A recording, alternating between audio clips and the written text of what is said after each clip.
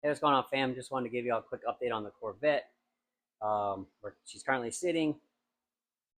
Had a little issue happen to me last week. I went to go put E85 in the car, and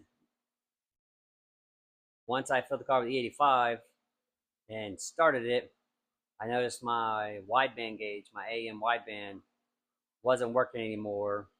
There was like a couple red lines left at the end of it, like when you see it do its heat cycle, and that's all it was doing. So I unplugged it, plugged it back in, and then it was just completely black and gone, and it wasn't doing anything. So drove the car home. Of course, took it easy because I can't see any air to fuel numbers. Started looking at my wiring, everything looked fine.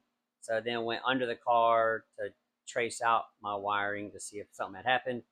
And yeah, right where your O2 sensor plugs into the wire harness that comes up to the gauge, it had come out of where I had it tucked under.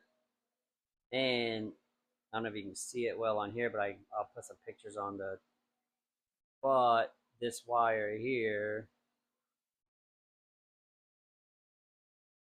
right there, hit the header pipe, and yeah, so it burned through my wire.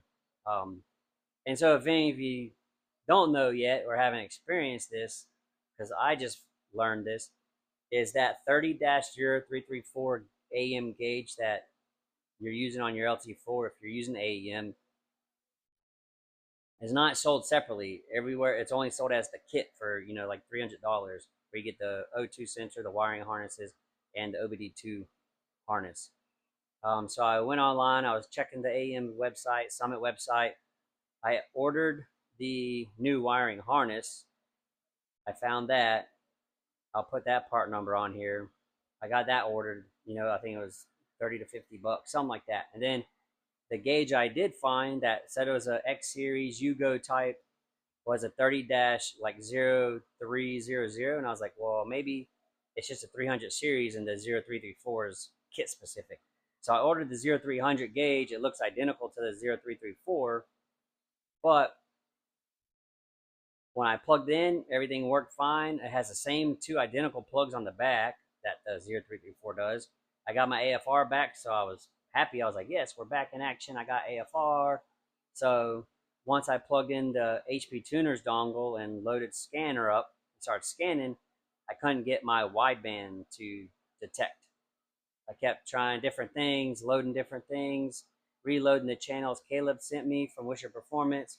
I could not get wideband to, populate on the scanner. So then I was like, okay, I just need to call AEM. So I called them, and yes, the 0334 is not sold separately. So, and the 0300 gauge will not, broadcast or data log. So then I asked him, okay, so how, I just need to get a 0334 gauge. I don't need anything else because the O2 sensor is fine. Everything else is fine. And then what else is awesome is since I've only put this card together probably in February, March timeframe, so only a few months ago, the AEM products, they're a Holly product, they have a 1-year warranty on them. So they warranted the gauge. So I just had to send in proof that I destroyed the old gauge, and they're sending me a new 30-0334 gauge under warranty. But the gauge is not sold separately. So if you ever have your 30-0334 gauge go bad, you have to contact AEM directly to try to get just the gauge by itself, so you're not spending money on a whole new kit when you don't need it, and it just ends up being the gauge. But remember also to keep your purchase receipt because you have a 12-month warranty on that product. But yeah, so I just got the shipping update. The gauge will be here Monday, so we will be back in action next week to hopefully see where we're at with Brett on the tuning side, and get back to dialing the car in. The car was on E30. It's on E60 right now, just looking at fuel tables and stuff. So that right there tells you I'm probably going to be on E85 once we get done with it with Brett. And I will have detailed videos of, I want to get the snapshots of the fueling in a data log through scanner, so you can see you know, the demanded and what the car is putting out for fuel pressure, injector duty cycle, and stuff like that. And we'll also compare that to a data log before the aux injection was installed. Then we'll put this data logs showing all that differences with the aux injection installed.